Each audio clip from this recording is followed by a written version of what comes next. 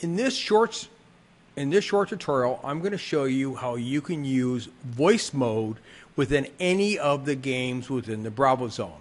What that simply means is your users do not have to use their smart device.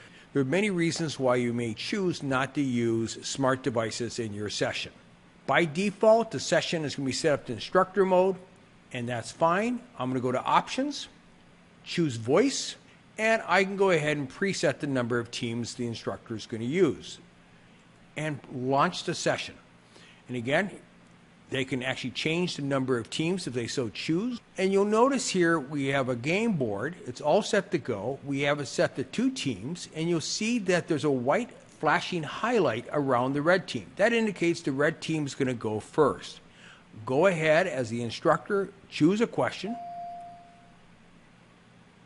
I have a preview slide here, and then the students will actually talk about the answer together and choose an answer. Now, it's probably advised that they would actually talk in private about this because the blue team has the ability to choose a response if they get it wrong. I'm going to go ahead and get this correct. Hit submit, and you notice the red team got it correct. Now let's choose one other question and show you what happens if the wrong response is selected. So we have the question. The blue team is now highlighted as the team to go.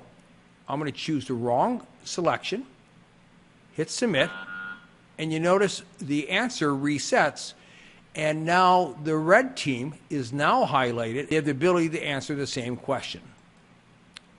Hit submit, and you notice now the red team gets the points, and the blue team just stays at a 0. There are no negative points in games. That's it. If you have any other questions or comments, feel free to reach out to us at support@c3softworks.com.